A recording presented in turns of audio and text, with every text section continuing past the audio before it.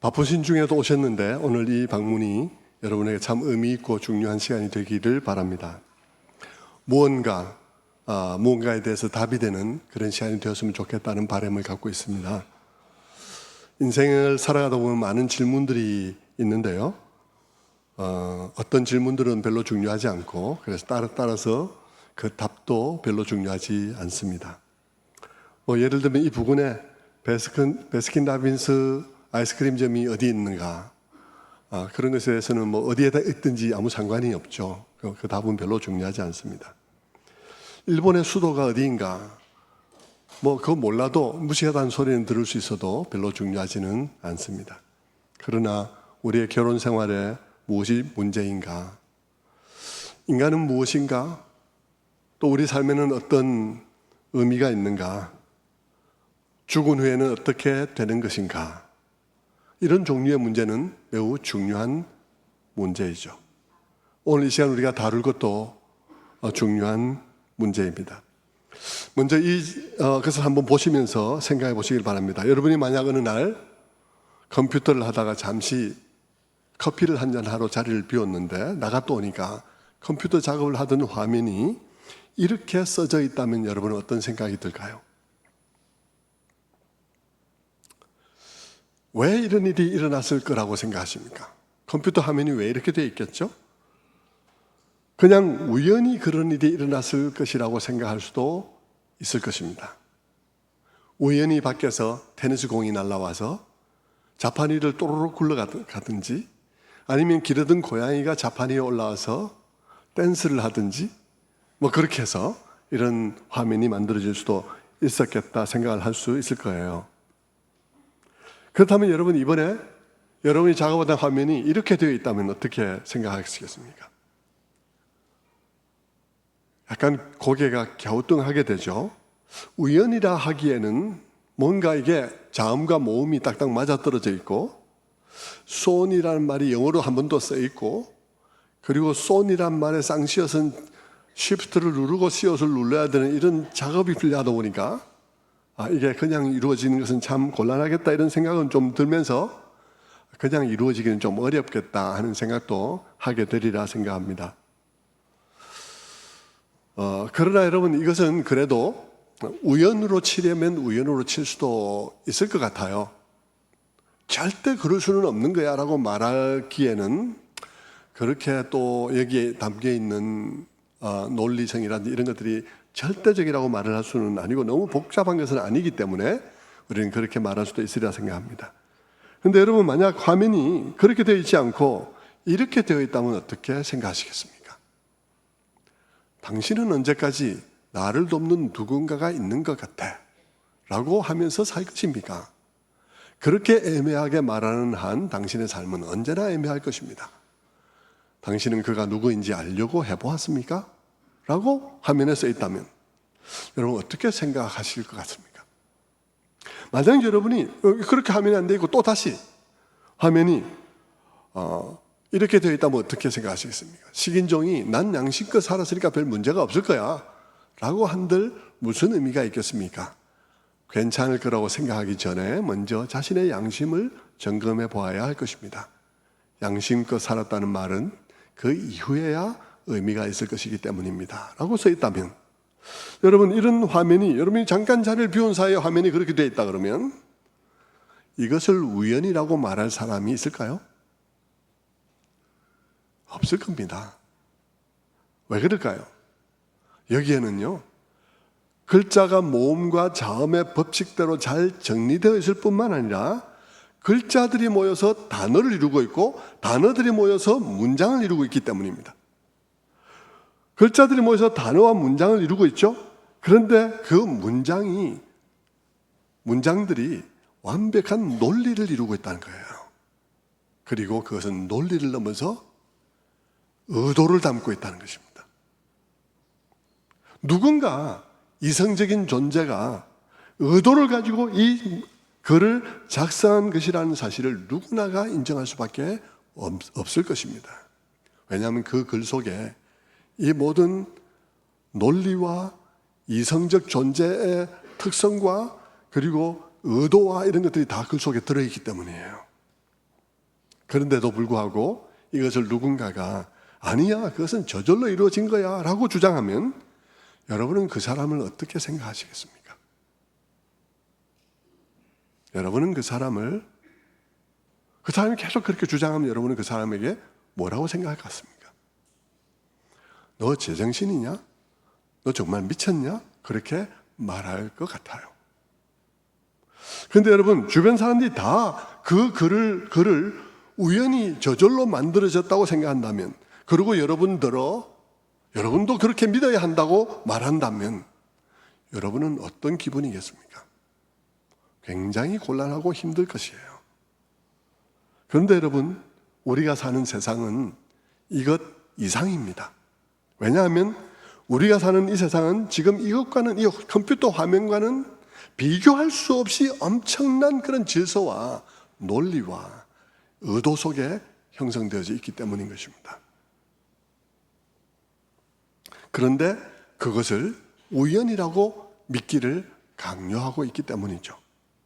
우리가 지금 얼마나 말도 안 되는 세상에 살고 있냐 하면요, 이 온갖 물리와 화학 법칙들이 작용하는 우주가 다 우연히 어쩌다가 만들어졌다고 믿는 세상을 살고 있는 것입니다. 엄청난 질서 아래 정교하게 작동하고 있는 이 우주의 모든 별들이 어느 날 우연히 어마어마한 폭발에 의해서 만들어진 것이라고 믿는 것입니다. 이 엄청난 질서가 폭발 한 번에 나타나게 되었다라고 말하는 것이죠. 현대 물리학과 화학과 같은 학문들, 천문학과 같은 학문들이 엄청나게 연구를 해도 다 파악이 안 되는 이 우주에 있는 물질들, 우리가 눈으로 보는 물질뿐 아니라 암흑 물질과 현미경으로 보아도 전지 현미경으로 보아야 이제서 발견되는, 아직은 이제서 발견되어서 질문조차도 갖추고 있지 않은 그런 종류의 물질들로 구성되어져 있고, 그런 물질들이 질서 있게 작동하고 있는 이 세상, 그 물질들이 아주 깊이 서로 연결되어 있는 그런 질서가 폭발 하나로 생겨났다, 그러는 것이죠. 우리의 입장은 뭐냐 그러면요, 우리의 입장은 이 우주가 생긴 과정이 폭발이든 뭐든 상관이 없는데, 거기에 신이 있었다면, 거기에 하나님이 있다면 그런 질서 있는 결과가 나오는 것에 대해서 우리는 다 받아들일 수가 있어요. 그런데 하나님이 없이 폭발 하나로 그런 결과가 나왔다고 말한다면 우리는 그 이론을 받아들이기가 너무 어려운 것입니다. 이 우주의 폭발 당시에 거기에 폭발이든 뭐든 좋습니다. 그 과정 속에서 이 우주 속에 질서를 넣는 이가 없이 이 우주가 자연스럽게 정교한 우주가 형성됐다, 그렇게 말한다면 우리는 너무 받아들이기가 어렵습니다. 사실 여러분, 그것을 받아들인다는 것은 하나님을 믿는 것보다 훨씬 더 어려운 것이에요. 그것은 하나님을 믿는 것보다 더 큰 믿음을 필요로 하는 것이죠. 그런데 이 세상은 그것이 맞다고 말을 하는 것입니다. 처음 그 폭발이 일어날 때 그 물질은 어디서 났는지, 처음 폭발이 일어날 때 그 에너지는 어디서 났는지, 처음 폭발이 일어날 때 그 질서가 잡힐 때 거기에 그 질서를 형성하는 정보들은 누가 집어넣었는지에 대한 아무 설명이 없이 그냥 처음에 아무것도 없는 데서 폭발이 일어나서 우주가 형성되었다, 이거는 우리가 믿기 너무 어려운 거죠. 왜냐하면요, 우리가 자동차 하나도 그걸 만들려 그러면 누구한테 정보를 가져와야 되잖아요.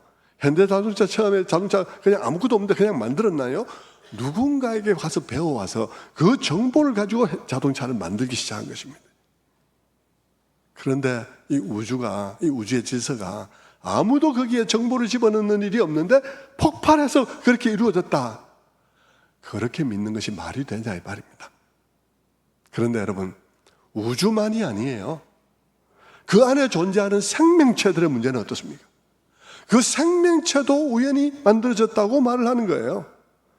우연히 무기물이 유기물이 되고, 유기물이 아미노산이 되고, 아미노산이 단백질이 되고, 단백질이 이리저리 연결되더니 휙 하더니 그냥 생명이 들어갔어, 그 안에. 그러더니 거기서 세포가 분열이 되더니 그것이 짐승이 되었다, 사람이 되었다. 이 생명체 속에 존재하는 정교한 시스템도 저절로 발생했다는 것이죠. 오늘날까지도 과학자들이 21세기에도 다 밝혀내지 못한 정교한 생존 시스템과 자기 복제 시스템과 같은 이런 모든 것들이 다 이 세포 속에 저절로 들어갔다는 것입니다.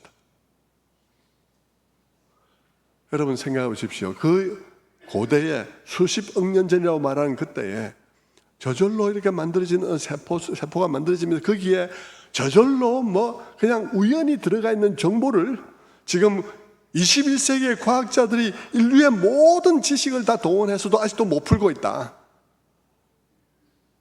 이런 상황이란 뜻입니까?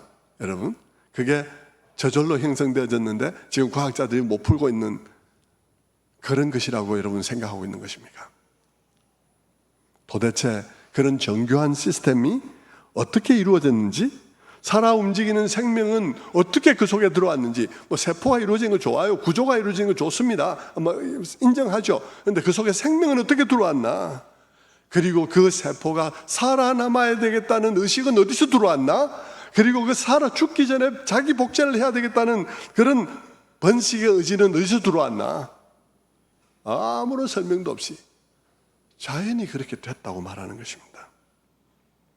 여러분, 이 존재하는 모든 생명체의 한 부분만 해도 한번 보십시다. 예를 들면 우리의 눈 말입니다.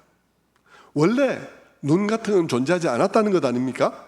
세포가 단세포 하나 생겼을 때 그게 2개, 3개, 4개짜리로 된 세포가 만들어지고 이렇게 만들어졌을 때 원래 눈은 없었다는 것이죠. 그런데 어느 날 그렇게 세포가 발전하다 보니까 눈이 만들어졌다는 것이에요. 그런데요, 이 눈이 얼마나 정교한 것입니까? 눈은요, 우리 망막에 어떤 무엇이 날아오는 것이 딱 상이 잡히면 빛의 속도로 머리로, 두뇌로 신호를 보내고요, 두뇌는 빛의 속도로 그것을 해독해서 야, 그건 돌이야, 맞으면 아파, 숙여. 그러면 빛의 속도로 손으로 가로막으면서 몸을 숙여서 그것을 피합니다. 여러분, 이 눈과 눈의 작용, 그리고 뇌와의 통신 체계, 그리고 반응 체계, 이 모든 것이 다 우연히 만들어졌다고요? 우연히, 저절로 만들어졌다는 것이죠. 그러면서도 아무 설명이 없어요. 왜? 자연 속에 존재하는 리튬, 나트륨, 칼륨, 마그네슘과 같은 무기물과 황산염, 그리고 질산염과 같은 무기화합물이 왜 아무 생명체도 없는데 생명체가 되기로 마음먹었는지, 아무 생명체가 없는데 생명체가 되기로 되고자 하는 의지는 어디서 나온 것인지. 여러분, 도대체 생명체가 지금 존재하지 않는 가운데 첫 번째 세포가 발생하는 장면을 한번 생각해 보십시오. 무기물이 유기물, 유기물이 아미노산, 아미노산이 단백질 이렇게 돼서 이제 만들어진다고 생각하는데요. 그렇게 생각하고들 있는데, 여러분, 아무 생명체가 존재하고 있지 않습니다. 그런데 거기 존재하는 나트륨, 칼륨 이런 것들이 어디서 생명체를 본 일도 없는데 생명체가 돼야 되겠다는 생각을 어떻게 할 수 있는 것인가요? 어디서 듣도 보도 못한 존재한 적도 없는 생명체가 되기로 마음먹는 일이 가능한 걸까요? 이해가 안 되는 거죠. 눈도 그렇습니다. 조금 전에 눈 얘기를 했는데요. 생세포가 만들어졌다 칩시다. 분열을 해서 10개짜리 세포가 만들어지고 10만 개짜리 세포가 만들어졌다 칩시다. 그런데 눈이 없는 거예요. 그래서 눈을 만들어야 되겠다, 세포가 만들어서 눈을 만들었다는 건데, 여러분, 보는 게 뭔지를 모르는데 눈을 만들어야 되겠다는 생각을 어떻게 할 수 있는 건가요? 본 일이 없고 보는 게 뭔지를 모르는데, 한 번도 눈이라는 건 존재한 적도 없고 본 적도 없고 본다는 것이 뭔지도 모르는데 보겠다는 생각을 어떻게 하는 것입니까? 아무도 말 안 해줘요. 학교 가면 그런 거 물으면 그렇게 말하죠. 그래, 세포 위에 햇빛이 막 쬐다 보니까 빛에 반응해서 만들어낸 게 눈이야. 이렇게 만들어낸, 그러는 것이죠. 믿을 수 없는 얘기를 하는 것입니다. 그런데 그걸 믿고 살라고 하는 거예요. 자, 이런 주장을 여러분, 아까 컴퓨터 화면에서 나타난 문장 한번 생각해 보십시오. 간단한 문장들, 그 문장과 한번 이 상황을 비교해 보십시오. 비교하면 어떻습니까? 어느 게 더 말이 안 되는 것입니까? 아까 그 문장을 가지고 저절로 됐다고 믿으라는 것은 정말 말 될 지경이에요. 이것에 비하면은 정말 이게 말이 안 되죠. 정말 이게 말이 안 되는 정도가 어느 정도인지를 보여드리겠습니다. 이게 어느 정도로 말이 안 되냐 그러면요, 이 컴퓨터를 한번 보십시오. 슈퍼컴퓨터 1350억 원짜리입니다. 1350억 원이라는 돈을 들여서 만든 블루진이라는 컴퓨터인데요, 이 컴퓨터는 인간 게놈 프로젝트에 사용되어진 컴퓨터예요. 인간 게놈 프로젝트는 1990년도로부터 시작해서 미국을 위시한 선진 18개국 과학자들이 14년간 노력해서 인간의 유전자 속에 담겨 있는 정보를 읽어내려고 한 것입니다. 인간의 몸에서 태아로부터 시작해서 이게 뭐 복제도 하고 이렇게 하면서 눈이 되라, 수정란에서부터 시작해서 너는 눈이 돼, 너는 췌장이 되라, 너는 발이 돼, 너는 머리가 돼, 이렇게 하는 모든 지시가 내려져서 인간의 몸이 형성되어지는 건데, 그 인간의 몸 속에 들어있는 인간의 몸을 몸되게 하고 그 몸으로서 기능하게 되는 모든 정보가 그 몸에 담겨 있는데, 그 정보를 읽어내자는 것이죠. 그 정보를 30억 개나 되는 그 염기서열을 읽어내자는 것입니다. 염기서열 몰라도 괜찮습니다. 어쨌든 30억 개면 여러분 1초에 한 개씩 읽어내면 얼마나 걸리나 하고 제가 계산을 해보니까요, 96년이 걸리더라고요. 1초에 한 개씩 적어내도 96년이 걸리는 거예요. 그걸 18개국의 과학자들이 30억 원의 돈을 들여가지고 그것을 읽어내려고 했습니다. 인간의 몸 속에 인간의 몸을 몸되게 하는 모든 기능, 작용들이 그렇게 일어나서 눈은 눈되게, 발은 발되게, 췌장은 췌장되게 하는 그 인간의 몸에 대한 모든 작업 지시서.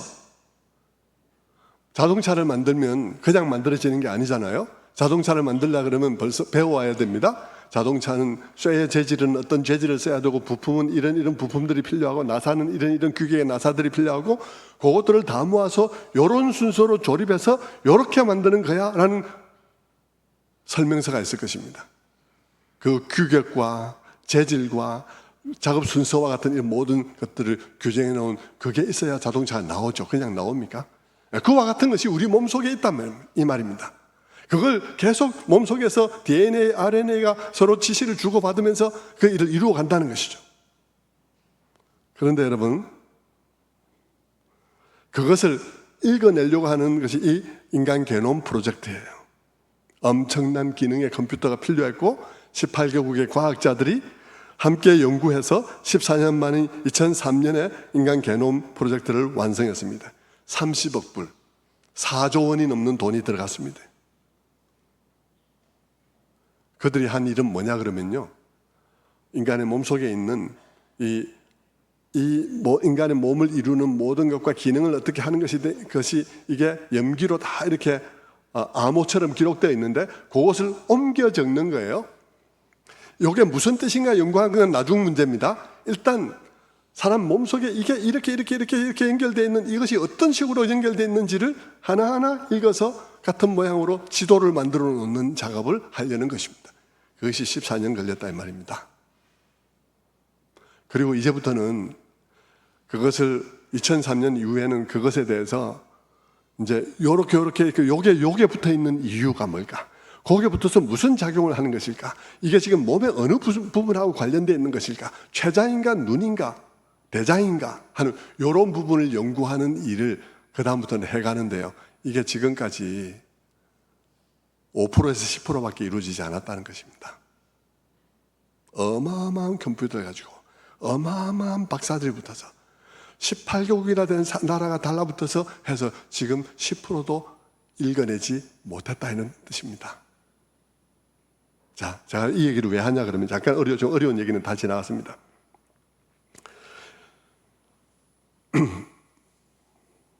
여러분, 제가 이 얘기를 하는 이유는 이 우리 인간의 몸속에 있는 정보가 아까 스크린에 나타난 문장 정도가 아니라 이 말입니다. 이 인간의 몸속에 기록되어지는 정보는 그 문장 정도가 아니라 비교할 수 없는 어마어마한, 상상도 할 수 없는, 여러분 아무도 그런 컴퓨터를 가지고 있지 않은 그런 컴퓨터를 해야 옮겨 기록할 수 있고 분석은 따로 다른 컴퓨터가 필요한 이런 어마어마한 정보가 우리 몸속에 새겨져 있다 이 말입니다. 여러분, 우리가 인공위성을 쏘아 올려도 우리 스스로 쏘아 올릴 수 없어서 소련이든 어디든 가서 배워와야 되는, 러시아든 어디든 가서 배워와야 되는 거 아니겠습니까? 그들이 가지고 있는 정보를 우리가 배워와야 되는 것입니다. 지식을 배워야 됩니다. 근데 세포 안에 말입니다. 세포 안에 이런 어마어마한, 이런 컴퓨터로도 이렇게 해독도 안 되는 이런 어마어마한 기능과 시스템이 그 속에 기록되어 있는데 세포가 저절로 자연적으로 아무도 그 기록해 주는 사람 없이 독학으로 오랜 세월 동안 세포가 연구해서 스스로 만들어낸 시스템이다. 이게 말이 됩니까? 전혀 말이 안 되죠. 전혀 말이 안 되죠. 아까 그 문장을 그냥 만들어졌다고 말하면 미친 사람이라고 말할 거라고 했는데, 여러분, 이거는야말로 정말로 말이 안 되는 거죠. 그런데 그 속에 정보를 집어넣어주는 이가 없이 자연적으로 저절로 되었다. 우리 몸속에 이 몸 하나하나가 태아 때로부터 지금까지 이 몸이 이루어지는 모든 것을 작동하는 그 메커니즘이 우리 몸속에 저절로 형성되었다. 여러분, 이게 말이 됩니까? 말이 안 되죠. 그런데 우리는 어떤 세상에 살아가고 있냐 그러면요, 이것이 말이 된다고, 그것이 사실이라고 믿으라는 세상 속에 우리가 살아가고 있습니다. 그러다 보니 여러분, 아무것도 설명이 안 되는 세상에 살고 있습니다. 우주의 기원도 설명이 안 돼요. 처음에 그 물질이 왜 생겼는지, 폭발하는 에너지는 왜 어디서 왔 건지, 폭발했는데 그게 그런 질서가 잡힐 때 그때 그 누가 정보를 넣어주는 일도 없이 질서가 잡힌 거냐고. 아무것도 대답이 안 돼요. 생명의 기원도 대답이 되지 않습니다. 뿐만 아니라 여러분, 다른 거 다 놔두고 가장 간단하게 인간의 특성도 설명이 안 돼요. 우리가 뻔히 대하고 있는 인간이 가지고 있는 아주 독특한 특성들도 하나도 설명이 안 됩니다. 자, 말씀드려볼까요? 사람의 존엄성도 설명이 안 돼요. 왜 인간만 존엄한지. 사람들은 다 인간이 존엄하다 그래요. 그래서 물어보죠. 왜 인간이 존엄하냐? 그러면 어떤 사람들은 진화의 가장 정점에 있기 때문이다 그러는데, 요즘 진화론 바뀌어가지고 이런 소리 안 하거든요. 그래서 계속 물어보면 사람들이 그때서 말하죠. 사람은 이성을 가지고 있으니까. 근데 여러분, 왜 단세포 시작해서 점점 복잡한 것으로 진화를 해간 존재라면 왜 인간만 이성적이냐고요? 이성이 뭡니까? 뭐가 이성입니까? 이성은요, 가장 간단하게 말하면 무엇이 진리이고 무엇이 참이고 무엇이 선하며 무엇이 아름다운지를 분별하고 분석하고 종합하는 수, 판단할 수 있는 능력이 이성입니다. 그런데 여러분, 사람 외에 그런 아름다움을 분석하고 진리를 추구하는 존재가 없습니다. 왜 인간만 그래야 되는지를 세상은 설명하지 못해요. 게다가 인간은 보면 또 다른 특성을 가지고 있는데, 인간은 종교적이에요. 왜 인간만 종교적인지,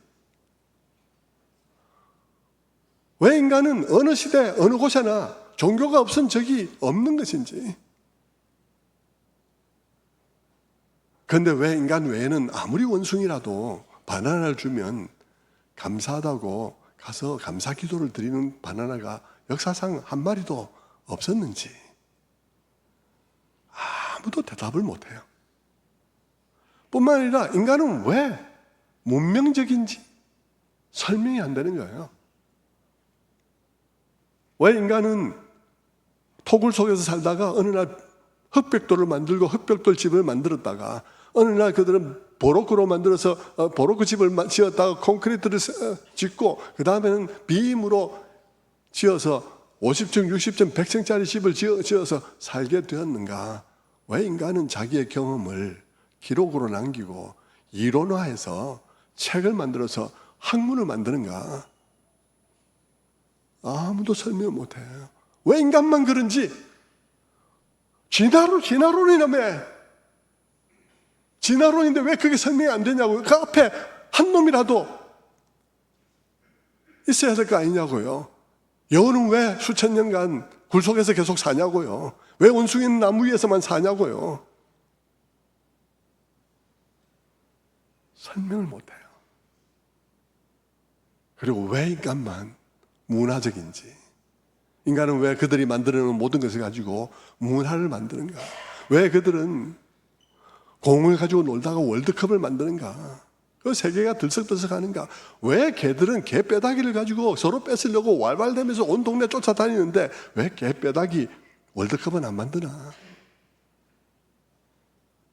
설명을 못하는 거죠. 뿐만 아니라 왜 인간만 짐승을 길들여서 사용하는지, 그런 짐승이, 그런 존재가 없는데 왜 인간만 그런지 설명을 좀 해야 될 거 아니겠습니까? 이게 쭉 이어서 이렇게 요거 다음에 요거 다음에 이렇게 됐다면 앞에 어느 한 종류만큼이라도 여러분 다른 동물을 길들여서 쓰는 존재가 있어야 되는 거 아니겠습니까? 뿐만 아니라 왜 인간만 본능에 고착적이지 않은가 하는 것입니다. 왜 인간은 다른 모든 동물들은 다 본능대로만 살아요. 그냥 원숭이는 원숭이대로 원숭이 방식대로 늘 나무 위에서 살면서 이렇게 그냥 바나나 생거로 먹고 그러는데 인간은 왜 그냥 바나나를 주면 그냥 바나나 말랭이도 해먹고 바나나 우유도 만들어 먹고 그렇게 하면서 또 인간은 왜 본능적으로만 살지 않고 높은 덕을 추구하는가? 왜 인간은 다른 건 다 본능대로 살아요. 여우는 여우대로, 거미는 거미대로, 사자는 사자대로 본능대로만 살아갑니다. 근데 인간은 왜 본능대로도 살아가지만 그 이상 본능을 벗어나 덕을 추구하는가? 설명이 안 되잖아요. 그리고 뿐만 아니라 인간은 왜 인간만 자연과 환경을 생각하는가? 설명이 안 돼요. 왜 인간만 자기가 누구인지를 묻는가? 나는 누구이지? 나는 왜 여기 있지? 나는 무엇을 해야 되지? 라고 생각하다가 답이 안 나오면 우울증에 빠지고 하는 일을 왜 하는가? 왜 개들은 말뚝 박아 놓아도 맨날 좋다고 벌쩍벌쩍 뛰는데 인간은 왜 나는 누구인지를 묻는가? 대답이 없어요. 아무도 대답을 안 해줘요. 그리고 그렇게 위대한 인간이 왜 때때로 악마적인가? 설명이 안 되는 거죠. 여러분 이 세상 잘 정돈되고 잘 설명되고 있는 세상에 살고 있다고 생각하십니까? 아니에요. 하나도 설명이 안 돼요. 설명이 안 됩니다. 그런데 정말 놀라운 일은 뭐냐면요, 성경으로 돌아오면 성경 안에서는 모든 게 설명이 되고 있다는 것입니다. 그게 정말 놀라운 일이에요. 저는 여러분에게 이 세상에 대한 두 가지 설명이 있다는 말씀을 드리려고 여러분을 초대했습니다. 우리는 두 가지 설명 앞에 서 있고 두 가지 설명 중에 한 가지를 선택하도록 되어 있다는 사실을 말씀드리는 거예요. 여러분, 성경으로 돌아오면 성경 첫머리에 태초에 하나님이 천지를 창조하시니라 하고 되어 있습니다. 그러면서 빛이 있으라 하니 빛이 있었고 하나님 보시기에 좋았더라 라고 되어 있습니다. 여러분, 그리고 매일매일 무엇을 창조했는지 하늘과 땅을 창조하시고 그리고 짐승들도 창조하시고 사람도 창조하셨다는 창조 이야기가, 동식물을 종류대로 창조했다는 이야기가 쭉 이어지고 있습니다. 여러분, 처음 성경을 딱 열면요, 이 첫 페이지에서 첫 절이 태초에 하나님이 천지를 창조하시니라고 딱 말을 해요. 그 말투는 성경이 말하고 있는 말투는요, 결코 여러분을 설득하려는 말투가 아닙니다. 그 말투는 절대 여러분에게 설명하려는 말투도 아닙니다. 그 말투는 여러분 앞에 선언하는 말씀입니다. 여러분 앞에 선포하는 말씀이에요. 왜 성경은 여러분에게 설명하려 하지 않고 여러분에게 설득하려 하지 않을까요? 그 이유는 밖을 보면 너무나 분명하게 나타나 있기 때문입니다. 설명이 필요 없는 거예요. 그래서 성경 로마서 1장 20절에는 이렇게도 기록되어 있습니다. 창세로부터 그의 보이지 아니하는 것들 곧 그의 영원하신 능력과 신성이 그가 만드신 만물에 분명히 보여 알려졌나니 그러므로 이들이 핑계하지 못할지니라. 그렇게 말이 되어 있습니다. 이 선언이 분명하게 하고 있는 것은 우주와 그 안에 있는 모든 존재 안에 왜 이렇게 많은 질서가 있는지 그 답은 너무나 명확하다는 것입니다. 그것은 놀라운 지성적 존재가 그것을 지었기 때문이라고 말하고 있는 것이죠. 그 과정은 우리는 모릅니다. 그러나 한 가지는 분명히 우리는 알 수 있습니다. 그분이 만드셨다면, 그런 놀라운 분이 만드셨다면 그 만드신 모든 것들 안에 그분의 수준이 담겨 있을 것이다 하는 사실은 분명히 알 수 있습니다. 여러분, 피카소가 그림을 그렸다면 그 피카소가 그린 그림 속에는 분명히 피카소의 탤런트가 들어있을 것이라는 사실을 우리가 알듯이 말입니다. 그 예술성이 그 피카소의 작품 속에 반드시 배어 있을 것을 우리가 알 수 있듯이 이 세상을 만물을 지으신 하나님이 이 세상을 지으셨다면 그 지으신 만물의 하나하나 그 세포 하나에까지 그분 수준의 놀라운 질서가 있을 것이라는 사실을 우리는 분명히 알 수 있다는 것이죠. 그 정교함이 너무나 어마어마해서 인류 역사가 계속되는 내내 연구하고 오늘날까지 인류가 축적해온 모든 종류의 지식을 다 동원해서도 그 질서와 법칙을 다 이해하지 못하는 거죠. 그건 너무 당연한 거예요. 왜냐하면 그것을 지으신 이가 하나님이기 때문인 것입니다. 솔직히 여러분, 그것 외에 이 현실의 이 정교함과 복잡성을 설명할 수 있는 방법이 없지 않습니까? 다른 방식으로 설명할 수 있는 길이 있나요? 그 세포 속에 이 지금 오늘날까지도 다 읽어낼 수 없는 그 어마어마한 질서가 저절로 들어갔다고 말할 것입니까? 그렇게 말할 수는 없을 거예요. 아까 눈을 얘기했는데 말입니다. 눈만 해도 그렇습니다. 우연히 만들어진 세포가 빛을 자꾸 쐬다 보니까 나도 보고 싶다 하는 생각을 했다는 건 말이 안 되지 않습니까? 성경은 뭐라고 말하는지 아십니까? 성경은 우리에게 눈이 있는 이유가 뭐라는지 아십니까? 성경 시편 94편 9절의 말씀에 이렇게 말합니다. 귀를 지으시니가 듣지 아니하시랴? 눈을 만드시니가 보지 아니하시랴? 우리에게 눈이 있는 이유는 우리를 지으신 분이 보시기 때문이라는 것입니다. 우리에게 귀가 있는 이유는 그분이 듣는 분이시기 때문이라는 것이죠.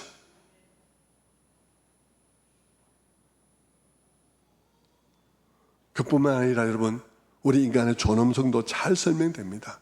왜 인간이 존엄한가? 그토록 존엄한가? 왜 동물에 비해서 인간은 그렇게 존엄한가? 그것은 인간이 창조 때로부터 구별되어졌고 너무나 특별한 방식으로 창조되었기 때문이라고 말하고 있는 거죠. 성경은 그것을 아주 많은 방식으로 말씀하고 있습니다만 오늘 여기서는 오늘 읽었던 본문 한 번만 한번 보는 것으로 그냥 대체하겠습니다.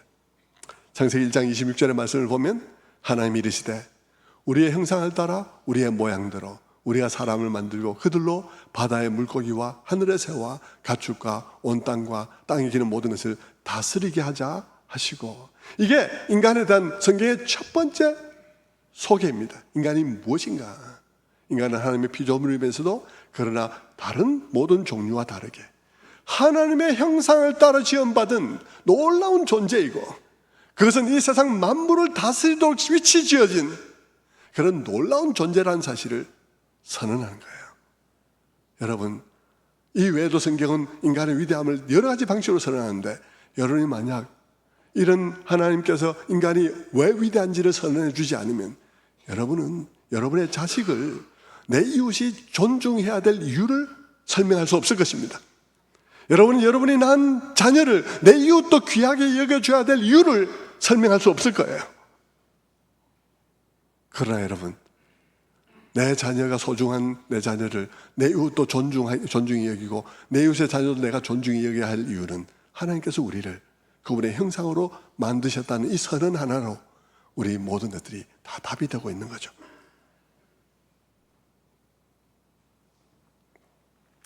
그러고 보니 인간에 대한 모든 아까 얘기했던 것들이 다 설명이 됩니다. 왜 인간이 이성적인가? 왜 인간만 이성적이겠습니까? 그것은 여러분 진선미를 판단해야 다스릴 것 아니겠어요? 다스리라 했으니까 다스리게 하자 했던 말은 다스릴 수 있는 모든 능력을 주셨다는 말인데, 여러분 다스리려면 무엇이 옳고 그른지, 무엇이 아름다운지, 무엇이 선한지를 판단하고 종합하고 할 수 있어야 되지 않겠습니까? 그러니까 인간만 그런 사명을 받았으니까 인간만 이성적인 것은 당연한 일이죠. 성경의 설명에 무슨 모순이 있습니까? 너무 당연하게 그냥 줄줄줄줄 흘러나오는 거예요. 왜 인간만 종교적인가? 당연하죠. 왜냐하면 하나님의 뜻대로 모든 것을 다스리려면 하나님과 통신해야 되니까. 하나님과 교통을 해야지. 그러니까 인간은 종교적일 수밖에 없어요. 인간은 왜 문명적이고 왜 문화적인가? 하나님께서 인간에게 생육하고 번성하고 땅에 충만하라 했으니까, 땅을 온갖 문화와 문명으로 채우라고 명령받았으니까. 그러니까 인간은 문화적이고 문명적인 거죠. 다른 동물은 그런 명령을 받지 않았거든요.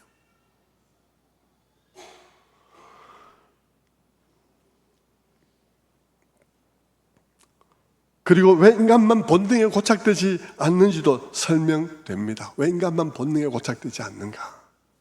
왜 인간만 동물을 길들여서 쓰는가? 동물들을 다스리라고 했으니까. 그렇죠. 왜 인간만 본능에 고착되지 않는가? 여러분, 하나님의 형상으로 지었다 그랬으니까요.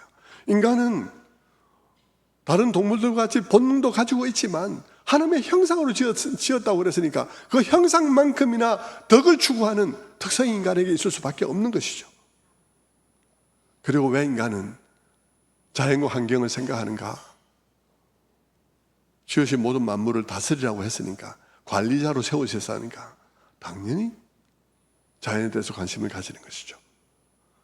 그리고 왜 인간은 자기가 누구인지를 묻는가?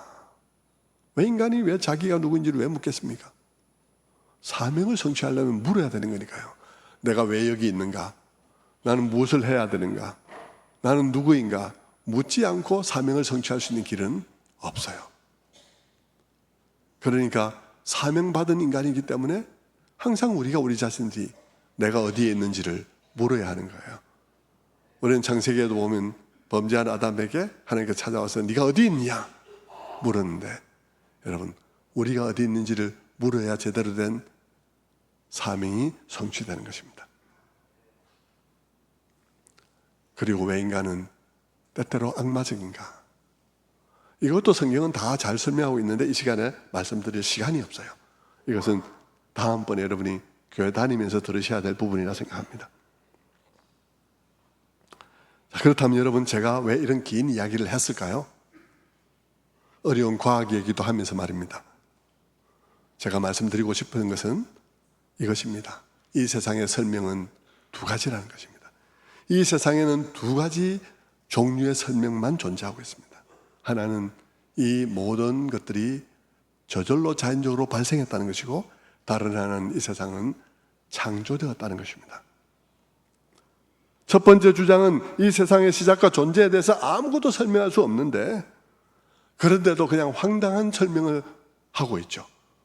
갑자기 빛이 비치는데 보고 싶었다든지, 그래서 눈이 생겼다든지 이런 얘기를 하는 거예요. 진화론의 설명은 정말 우습기 짝이 없어요. 인간이 왜 직립보행을 하게 됐나? 캐나다 토론토 대학에서 연구 결과가요, 일어나서 주먹을 내리치는 것이 훨씬 더 세기 때문에 살아남기 위해서 일어나서 주먹을 내리치기 위해서 일어나기로 했다. 이게 국비 받아먹고 연구한 결과입니다. 네. 정말 놀라운 발견을 했더라고요. 정말 인간이 일어서서 식립보행을 하기로 결정한 이유가 일어나서 주먹을 내리치면 훨씬 더 강한 주먹이 되기 때문에 생존하기 위해서 그렇게 했다. 정말 국비 너무 아깝더라고요, 제가 보니까. 그런 설명이 있는가 하면 다른 설명도 있다는 거죠. 왜 이 세상에 이런 질서가 있는가? 그것은 마치 피카소의 작품 속에는 피카소의 예술혼이 들어있는 것처럼 이 만물을 지으신 그분이 하나님이기 때문이다 라는 것이 설명이라는 것이죠. 그 가운데 우리는 선택해야 되는 거예요. 창세기 1장 1절이 선언하고 그 다음에 선택을 우리에게 맡기고 있는데 우리는 이 두 가지 중에서 선택할 수밖에 없다는 것입니다. 선택은 자유입니다. 그러나 여러분, 선택은 다른 결과를 가져올 것이에요. 그 결과는 여러분의 몫입니다. 여러분, 하나님이 없고 이 세상은 아무 목적도 없이 그냥 저절로 우연히 만들어진 것이라고 하는 것을 선택하면, 그것을 여러분이 선택하는 순간 여러분의 삶은 아무런 목적도 의미도 방향도 없게 되고 말 것입니다. 왜냐하면 여러분이 이 세상 모든 것이 저절로 우연히 겹쳐서 만들어진 것이라고 믿었기 때문에 여러분의 삶은 어떤 목적도 의미도 방향도 있을 수가 없게 되어요.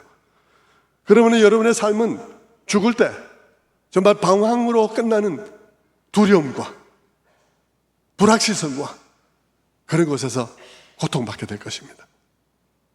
여러분, 시계가 그것을 처음 만든 이의 생각과는 아무 상관없이 자기 스스로 시계의 의미와 목적을 결정하는 것과 같은 것이죠. 그러다 보니까 시계가 뭘 위한 것인지를 모르게 돼버리는 것입니다. 그렇기 때문에 시계는 스스로 자기가 무엇을 위한 존재인지 목적을 자기가 결정해야 돼요. 그래서 어떤 시계는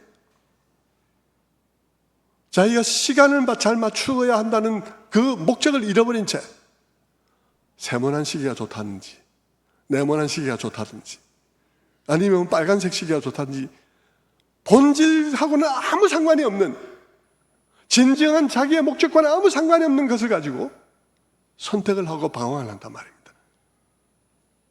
우리 인간도 그렇습니다. 우리 인간도 내가 이 모든 두 가지 설명 중에서 하나님 없이 이 세상은 우연히 겹쳐서 이루어진 세상으로 인정하는 순간 우리는 우리 인생의 목적을 내가 결정해야 돼요. 여러분의 목적과 이분의 목적이 다를 수밖에 없습니다. 우리 삶은 어처구니 없는 결과를 맞게 되는 것입니다. 여러분, 사실 진화론은요, 많은 변화를 겪어왔습니다. 진화론은 너무나 많은 의문에 대답할 수 없어서 계속 그 이론을 바꿔왔습니다. 우리 초등학교 때는요, 진화론은 이런 것이었어요. 그들은 이렇게 주장했죠.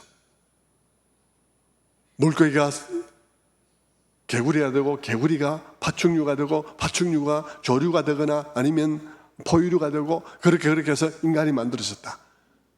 간단한 데서 복잡한 대로 이렇게 우리는 배웠습니다. 그런데 이게 막 대답이 안 되니까, 자기들도 보니까 말이 안 되거든. 이게 그 화석도 아무것도 발견이 안 되니까, 중간에 화석이 아무것도 발견이 안 되니까, 그래서 자기들이 이론을 바꿨어요. 요즘에는 그들은 이런 그림을 그들은 보여주고 있습니다. 각각의 생물들은 각각의 방식으로 진화했다는 것입니다. 바퀴벌레는 바퀴벌레의 계통을 따라서 지금 바퀴벌레는 최고로 진화한 것이고, 그리고 메뚜기는 메뚜기대로 자기 계통에 진화를 해서 지금 최고의 정점에 있고, 꿀벌은 꿀벌대로, 개미는 개미대로, 말은 말대로, 사람은 사람대로, 그래서 모두가 다 현재 존재하는 모든 것들은 다 진화의 최정점에 있는 것이라는 것이죠. 그러니까 진화 이론상 어떻습니까? 사람과 바퀴벌레는 똑같은 것이에요.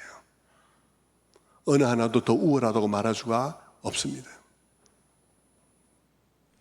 실제로 여러분, 우리나라의 진화론에서 대표적인 학자인 최재천 교수, 이하여대 석좌 교수는 그의 책에서도 그렇게 얘기를 합니다.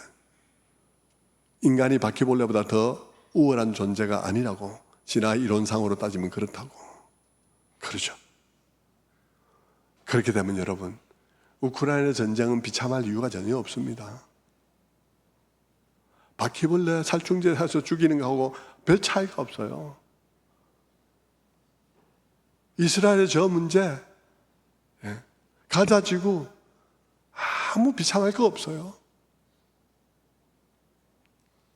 여러분, 진화론과 철학도 이렇게 자주자주 바뀌고 있습니다. 그런데 여러분, 성경은 어떨까요?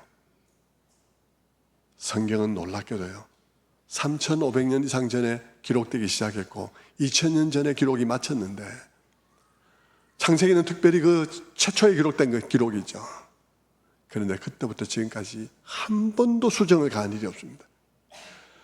거기에다 1.1하게도 더하거나 빼는 사람은 저주를 받을 것이라고 아예 선언이 되어 있는 상황입니다. 그래서 한 번도 바꾸지 않았는데, 그 성경의 말씀이요, 20세기에 읽으면 20세기에도 현대적이고 18세기에 읽으면 18세기에도 현대적이고 21세기에 읽어도 21세기의 인간에 관한 모든 설명 중에서 가장 인간을 잘 설명하고 있는 설명입니다.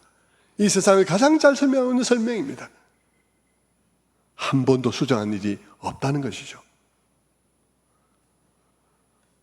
여러분, 진리가 뭐겠습니까? 진리는 바로 이런 거죠. 언제나 변하지 않는다는 것입니다. 시간이 흘러가도 변할 필요가 없다는 것이죠. 그러면서 변하지 않으면서도 우리의 삶을 언제든지 가장 잘 설명해 주는 것, 그것이 진리입니다. 여러분, 여러분의 인생을 어디에다 올려놓고 싶습니까? 여러분의 소중한 인생을 어디에다 올려놓고 싶습니까? 이런 말도 안 되는 주장 위에다 여러분의 소중한 인생을 올려놓으시겠습니까? 아니면 한 번 말씀하시고는 한 번도 수정을 가하지 않아도 오늘날까지 변함없이 이 세상과 인간을 가장 잘 설명하고 있는 이 진리 위에 여러분의 삶을 올려놓겠습니까? 여러분 선택하셔야 돼요. 기독교의 진리가 왜 어려운가? 어렵게 느껴지는가? 기독교 진리가 어려운 게 아니에요. 어려움의 원인은요, 여러분이 의심하고 있는 여러분의 생각을 한 번도 의심하지 않았기 때문입니다. 의심하고 있는 여러분의 생각을 의심하지 않았기 때문에 여러분은 이 진리를 받아들이기가 어려웠던 것 뿐입니다. 말씀을 맺겠습니다. 옛날 지금과는 달리 내비게이션도 없고 나침반도 없고 하던 그런 시절에 바다를 항해하는 사람들은 별을 보고 항해를 했습니다. 하지만 그들은 아무 별이나 보고 항해하지는 않았습니다. 그때 그들은 늘 북극성 그 별 하나만을 기준으로 항해를 했는데, 그 이유는 그 별자리는 고대나 현대나 변하지 않기 때문입니다. 별자리가 변하지 않는 별, 그 별을 항성 혹은 제자리별이라고 하죠. 그런데 여러분, 만약 우리가 그 항성 혹은 제자리별이 아닌 떠돌이별을 기준으로 항해한다면 어떻게 되겠습니까? 그렇게 항해하는 배는 결코 목표한 항구에 도달하지 못할 것입니다. 우리 인생도 그렇습니다. 여러분은 여러분의 인생의 항해를 무슨 별을 보고 항해하십니까? 항상 그 자리에 계신 별, 그 별이신 하나님, 그분의 말씀, 그리고 그분의 아들 예수 그리스도, 그분을 기준으로 항해하게 되기를 바랍니다. 여러분이 그와 같은 항해를 하셔서 여러분 정말 이 소중한 인생 살고 후회하고 이게 무엇이었던가라고 말하면 안 됩니다. 저는 수많은 사람들을 떠나보내봤습니다. 단언하건대 여러분의 모든 지금의 자신감들은 그날에는 이슬처럼 사라지고 없을 거예요. 지금부터 진리 위에 여러분의 삶을 올려놓게 되기를 주님의 이름으로 축원합니다. 기도하겠습니다.